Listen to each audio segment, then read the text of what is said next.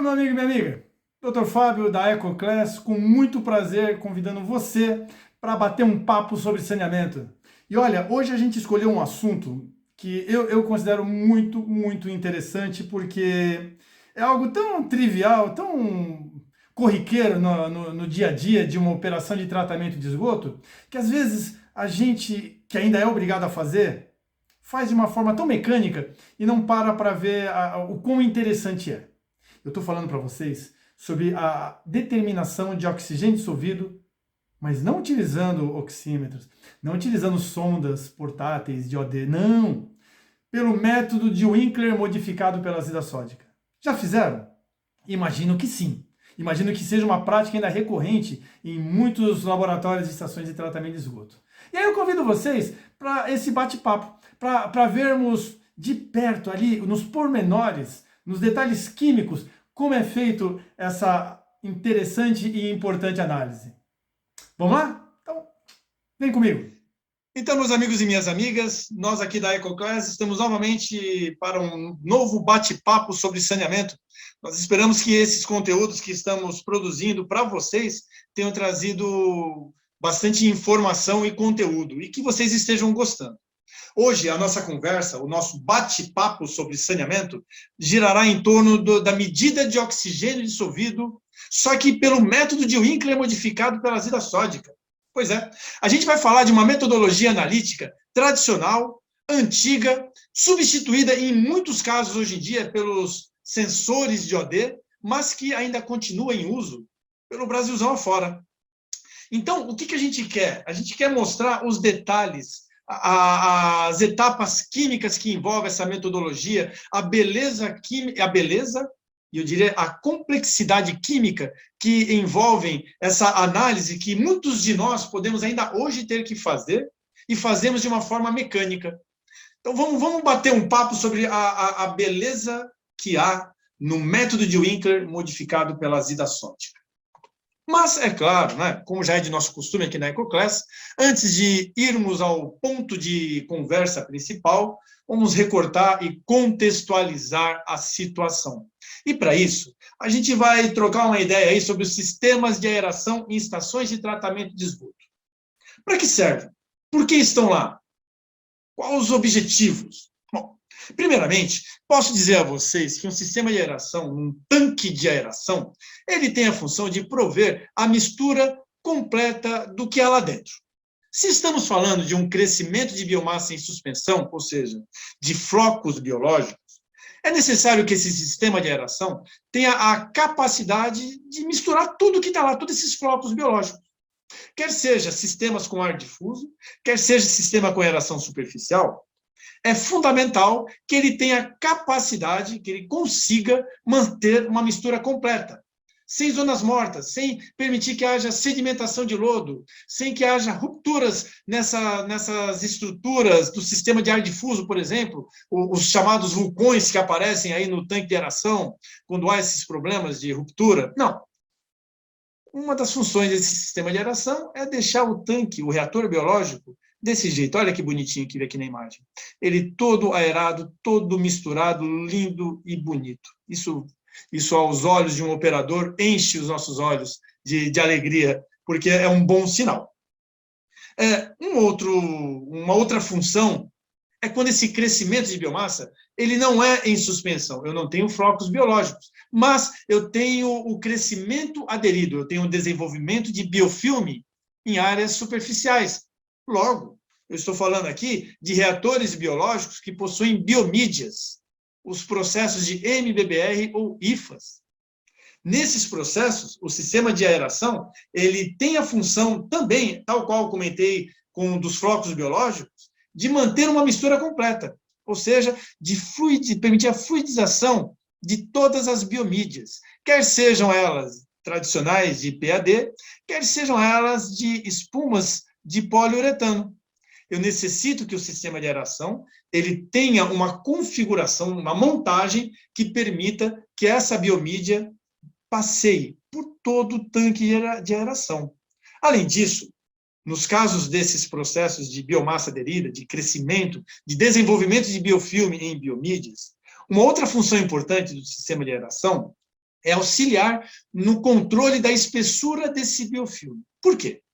O biofilme, ele se desenvolve nessas áreas protegidas das biomídias, no seu interior.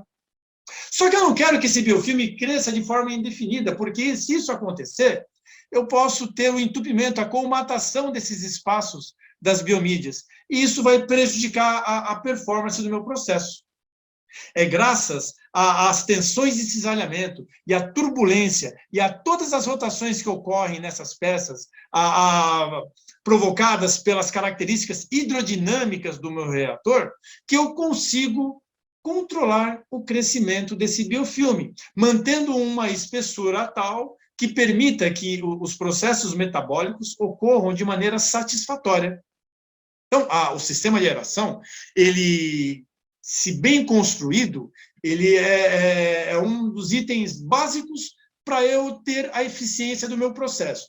Quer seja em processos de biomassa crescendo em suspensão, com os flocos biológicos, quer seja em processos com biomassa crescendo em áreas superficiais, os biofilmes em biomídias, como no caso dos processos de MBBR ou IFAS.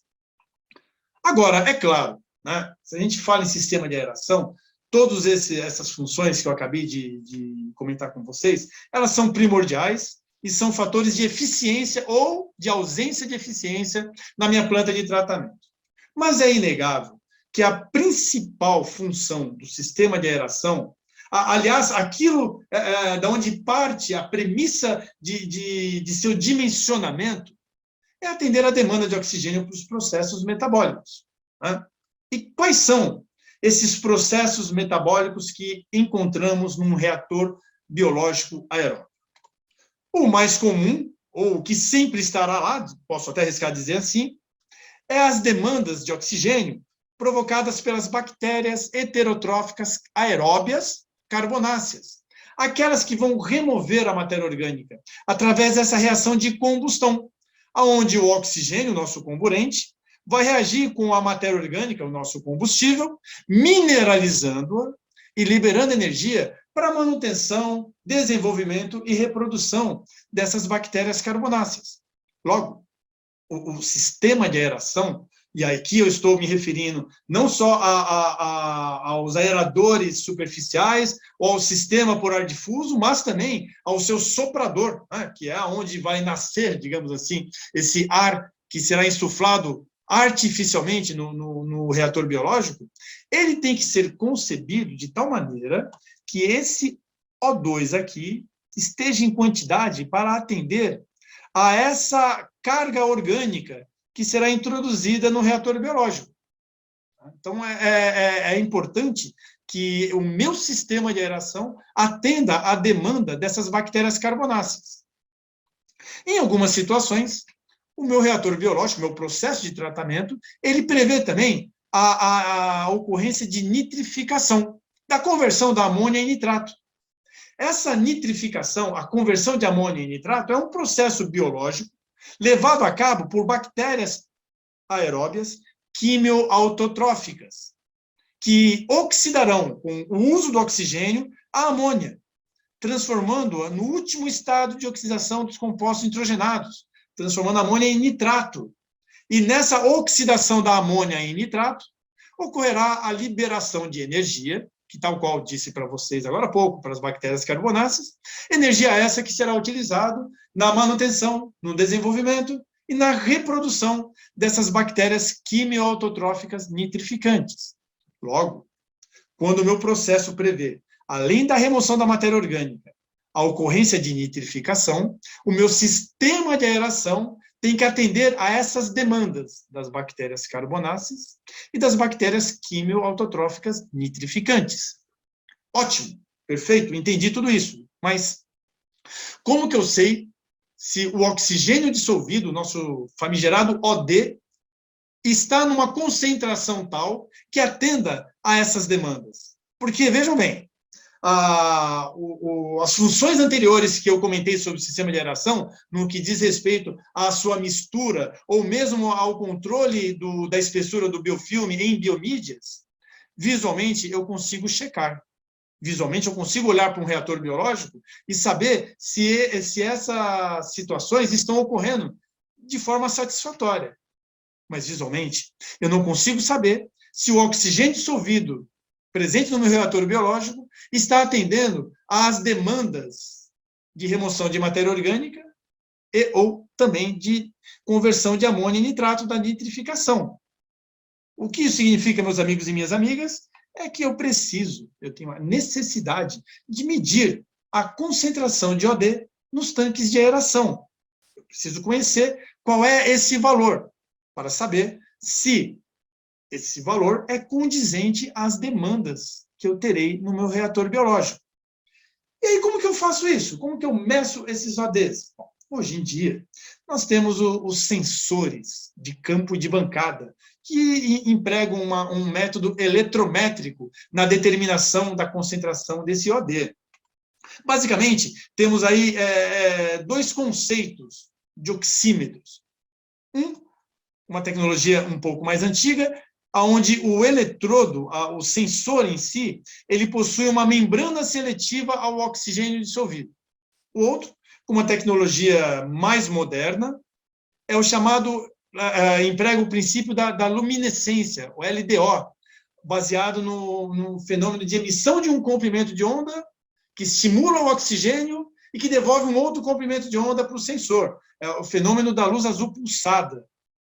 Ambos esses oxímetros conseguem medir de uma forma rápida, precisa, a concentração de oxigênio dissolvido no meu reator biológico ou mesmo num corpo d'água, num rio ou num lago. Quer seja com um equipamento portátil ou um equipamento instalado no local, eu consigo ter uma medida em tempo real do oxigênio dissolvido. Mas, sempre há um mas, se nós não temos condições, aporte financeiro para ter equipamentos tão bons como esses que a nossa parceira aqui, a Hanna Instrumentos, tem para oferecer no mercado. Como é que eu faço se nós não temos condições de ter esses equipamentos? Ou numa emergência, onde esses equipamentos eles foram para manutenção. Eu fico sem essa informação importante e fundamental para a operação da minha planta? Não, de forma alguma. Nunca, jamais. Por quê? Porque nós temos um método químico. O método de Winkler, modificado pela azida sódica. E não é um método aconchambrado, não é um quebra-galho, não, muito pelo contrário. É uma metodologia analítica que está lá, na versão mais atual do Standard Methods. Consta lá, o método de Winkler modificado pela azida. E é uma metodologia prática que requer apenas alguns reagentes, algumas vidrarias e, acima de tudo, um operador com habilidades de laboratorista, que consiga manusear uma pipeta, que consiga fazer uma titulação. E que agora, se já sabia fazer mecanicamente tudo isso, se já tinha coordenação motora para titular, para operar uma pera, enfim, para fazer todo para seguir esse roteiro, agora a gente vai ver o que está acontecendo para entender cada passo. Garanto a vocês, meus amigos e minhas amigas, se vocês acompanharem daqui em diante, se numa próxima vez que vocês forem fazer oxigênio dissolvido, ela não será diferente. A cada gotinha de reagente que vocês colocarem, vocês vão enxergar dentro do frasco esses processos que eu vou mostrar aqui para vocês acontecendo. Vai ser muito mais gostoso fazer a medida de OD pelo método de Winkler. E o que eu preciso, primeiramente? De um frasco de DBO. Preciso de um frasco de DBO. E não precisa ser um frasco aferido. Apenas um frasco de DBO. Se eu não tenho um frasco de DBO, sem problema. Eu preciso de um frasco que tenha uma tampa, que eu consiga fechar bem. Uma outra necessidade. Trata-se de um método de que o final dele será uma titulação. A titulação é uma técnica analítica que baseia a determinação da concentração de uma substância mediante a medida de volumes. Logo, é um processo que eu tenho que ter a minha amostra clarificada. Ela não pode ter cor, não pode ter sólidos em quantidade abundante, que isso prejudicará as reações que ocorrerão, o método em si. Então, o ideal é que sejam amostras clarificadas, como a gente encontra no efluente final, ou em corpos d'água, em rios ou em lagos. Mas, e se eu quiser medir o OD do tanque de aeração, do conteúdo do tanque de aeração? Como é que eu faço? Se eu coleto lá a minha amostra, eu tenho o lodo biológico. Beleza, coletei a minha amostra, coloquei no becker e deixei sedimentar. O lodo biológico vai começar a sedimentar. Não é isso que acontece? Vai clarificar. Beleza, ótimo. Mas, enquanto o lodo biológico, enquanto a biomassa está sedimentando, as bactérias carbonáceas ainda continuam consumindo oxigênio. Logo, quando eu for medir o OD, ele já vai estar diferente do OD do tanque de aeração. E o que eu quero é uma fotografia, um instantâneo do tanque de aeração do momento que eu retirei a amostra. Como que eu faço, então? É simples. Está lá no Standard Methods também. Eu consigo inibir, encerrar, interromper os processos metabólicos de consumo de oxigênio. Como? Utilizando uma solução de inibição, à base de sulfato de cobre e ácido sulfâmico. Eu adiciono essa solução no conteúdo que eu coletei, na alíquota que eu coletei do tanque de aeração, homogenizo, deixo sedimentar sem o menor problema, porque, na verdade, o sulfato de cobre e o ácido sulfâmico é matar as bactérias carbonáceas e, dessa maneira, interromper o consumo de oxigênio. Eu posso deixar ela em repouso, sedimentar o lodo biológico, retirar por sifonamento o sobrenadante e continuar na análise de OD pelo método de Winkler modificado pela azida sódica. Perfeito? Bom, então vamos lá. Como que é feito esse método? Eu tenho lá o meu frasco com a minha amostra, quer seja ela um efluente final, quer seja ela vindo de um corpo receptor, quer seja ela vindo do tanque de aeração após eu fazer esse processo de inibição dos micro-organismos. Ela está aí no meu frasco de DBO cheio. Eu vou adicionar o primeiro dos 3 reagentes, o sulfato manganoso. Vou adicionar 1 ml.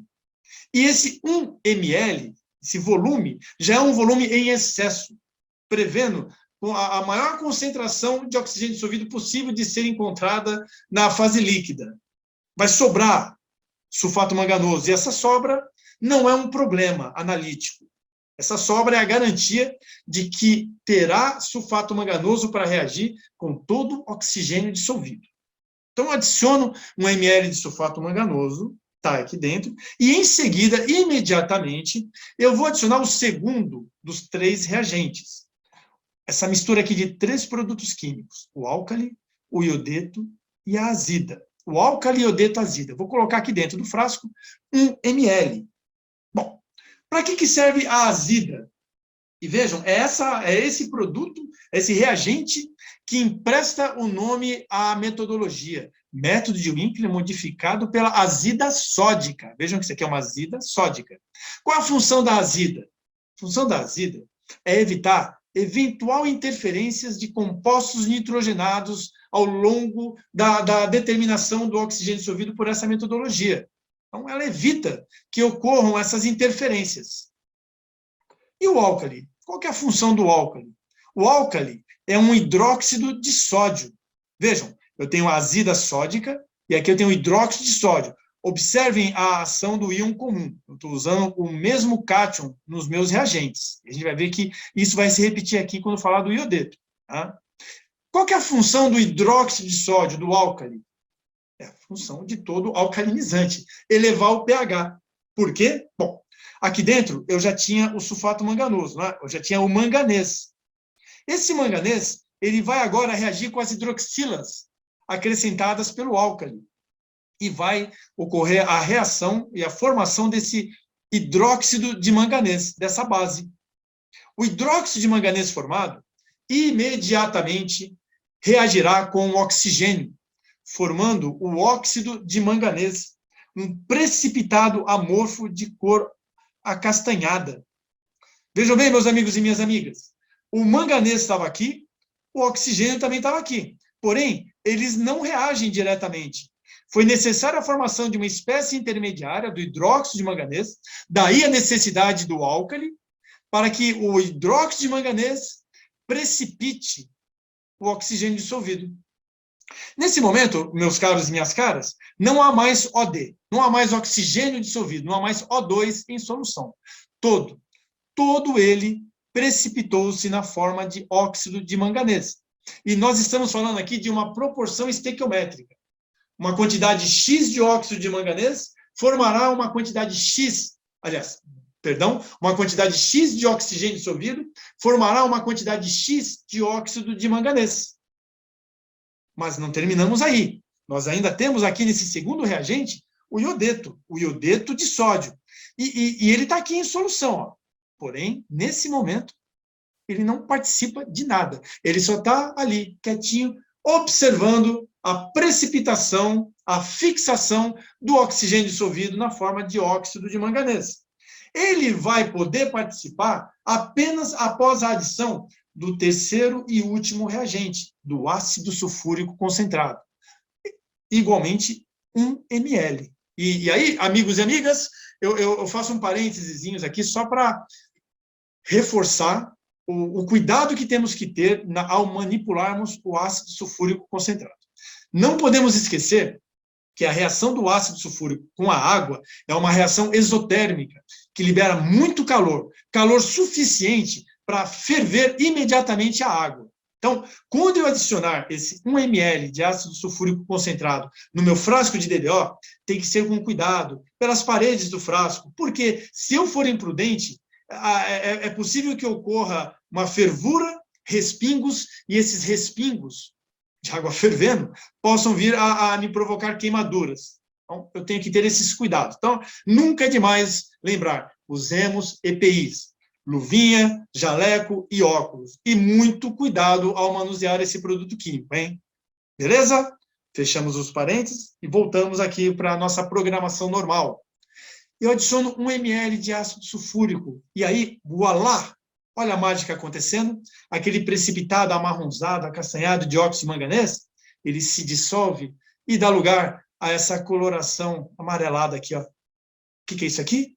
É iodo molecular I2. Por quê? Porque o óxido de manganês, agora em meio ácido promovido pela introdução do ácido sulfúrico, vão reagir e vai formar o I2. O iodo vai ser oxidado e vai virar o I2 molecular aqui. Trata-se de uma reação de óxido-redução. Por isso eu tenho que acidificar. Por quê? Eu já tinha lá o óxido de manganês e já tinha o iodeto em solução, porém um pH alcalino. Ao acidificar, ao introduzir íons H+, eu permito que haja essa reação do iodeto com o óxido de manganês, onde todo o óxido de manganês vai ser dissolvido e vai estequiometricamente, proporcionalmente, formar iodo molecular, I2. Por que eu quero formar iodo? Poxa, eu quero saber, é oxigênio dissolvido. Amigos e amigas, muito simples. Porque, classicamente, eu consigo determinar iodo molecular titulando contra uma solução de tiosulfato de sódio usando o amido como indicador. Por quê? Porque o tiosulfato de sódio ele vai reagir o iodo novamente a iodeto, vai reduzir o iodo novamente a iodeto. E o amido, por sua vez, é um indicador clássico para análises que envolvem o iodo, porque o amido, em presença de iodo, é azul. Logo, quando todo iodo for reduzido a iodeto, o amido ele se tornará incolor, indicando o fim da reação. Assim, através dessa análise de titulometria, eu consigo quantificar o iodo formado. Mas eu não quero expressar esse resultado como miligramas de iodo por litro. Não, eu quero expressar esse resultado como miligramas de oxigênio por litro. O que eu faço, então? Simples. A química me permite utilizar de relações estequiométricas e transformar esse resultado referente ao iodo em termos de miligramas de oxigênio por litro. Eu consigo, então, dessa maneira, com o volume que eu gastei na titulação, com a concentração de tiosulfato de sódio da minha solução, com o volume de amostra que eu retirei para a titulação, e utilizando o miliequivalente do oxigênio, fazer essa continha de padaria aqui e obter a minha concentração de oxigênio dissolvido em miligramas por litro. Olha que bacana. Eu tenho oxigênio dissolvido, eu transformo isso em óxido de manganês, eu transformo isso em iodeto, em iodo, eu quantifico o iodo, e a partir dessa quantificação, eu consigo converter isso em termos do início da história, porque a quantidade de iodo formada é proporcional à quantidade de óxido de manganês formado, que, por sua vez, é proporcional à quantidade de oxigênio dissolvido que eu tinha inicialmente. Ou seja, é uma análise laboratorialmente simples de ser feita, que requer o preparo de 5 reagentes: sulfato manganoso, álcali-iodetasida, amido, tiosulfato e a compra do ácido sulfúrico concentrado. Preciso de um Erlenmeyer, de uma bureta, de um suporte universal e de um frasco de DBO. E com esses materiais simples de laboratório, eu consigo uma informação importantíssima, quer seja para monitorar o meu tanque de aeração, quer seja para classificar o meu corpo d'água. Agora, olha só que detalhe importante. E se a minha amostra não tem oxigênio dissolvido? Como que eu faço? É fácil de entender? Sim. Por quê? Porque quando eu adiciono os 2 primeiros reagentes, o sulfato manganoso e o álcali-iodetasida, ao invés daquele precipitado acastanhado que se forma, eu tenho esse precipitado amorfo esbranquiçado, que é referente à formação do hidróxido de manganês. Porém, não tem oxigênio dissolvido. Então, o hidróxido de manganês, ele não tem oxigênio dissolvido para reagir, para formar óxido de manganês. Quando eu acidificar, quando eu colocar o ácido sulfúrico, 1 ml de ácido sulfúrico nesse frasco, ele vai ficar incolor, indicando que eu não tenho oxigênio dissolvido. Assim, visualmente, eu já consigo identificar se a minha amostra ela não tem OD, ou se ela tem pouco ou muito, de acordo com a tonalidade do amarelo formado. Ou seja, se eu não tenho OD, nem vai formar amarelo. Se eu tenho um pouquinho OD, vai formar um amarelo bem fraquinho. Por quê? Porque formou pouco iodo. Se eu tenho muito OD, vai formar um amarelo mais intenso. Por quê? Porque eu tenho muito iodo formado. E dessa maneira, meus amigos e minhas amigas, é possível, utilizando esse método de Winkler, modificado pela azida sódica, quantificar o oxigênio dissolvido no efluente final, no lodo biológico de tanque de aeração, em amostras de corpos d'água. Aí, olha que interessante, hein? Eu não preciso levar todo esse aparato laboratorial, não. Eu levo apenas o meu frasco de OD, um frasquinho com sulfato manganoso e um frasquinho com álcali-iodetasida. Porque lá em campo, eu coleto a minha amostra, preencho o frasco de OD, ou de DBO, adiciono 1 ml de sulfato manganoso, adiciono 1 ml de álcali-iodetasida, fecho, homogeneizo, ponho numa geladeirinha e vou para o laboratório dar prosseguimento para concluir a análise. Olha que legal, olha a versatilidade desse método, como ele me permite ter a quantificação de um parâmetro importante para qualidade e monitoramento. E, por fim, esse método ele é tão versátil que ele me permite fazer análise de DBO, já que a análise de DBO ela baseia-se na medida do OD inicial e, após 5 dias de incubação a 20 graus, a medida do OD final. Então, eu posso dar um trabalho danado, meu amigo e minha amiga, dá um trabalho danado. Né? Depois que você faz isso uma vez com o oxímetro, você não quer mais fazer dessa forma, mas se você não tem um oxímetro de bancada, você consegue fazer DBO, outro parâmetro primordial para uma estação de tratamento de esgoto, para a sua operação, para análise de eficiência, como para a caracterização de corpos d'água, ou mesmo de esgoto. Você consegue fazer análise de DBO sem um oxímetro, graças ao método de Winkler, modificado pela azida sódica. Então tá aí, amigos e amigas. Mostramos a vocês a beleza por trás de uma metodologia simples e trivial, que acontece diariamente nos laboratórios de várias ETs pelo Brasil afora. Esperamos ter contribuído com o conhecimento, com a produção de um conteúdo interessante para vocês. E aí, se você gostou, não esquece, é rapidinho, clica aí no joinha, compartilha com os seus contatos, aciona o sininho, porque, novamente, a EcoClass ela vem trabalhando para disseminar o conhecimento no tratamento de esgoto e de água. Siga-nos em nossas redes sociais. Nós temos novidades, nós temos descontos em nossos cursos que eventualmente oferecemos, enfim, nós temos muito para oferecer a vocês. Espero que a nossa parceria ela cresça e seja duradoura. Muito obrigado pela presença e companhia de vocês. Mais esse episódio do nosso bate-papo sobre saneamento e até a próxima. Cuidem-se!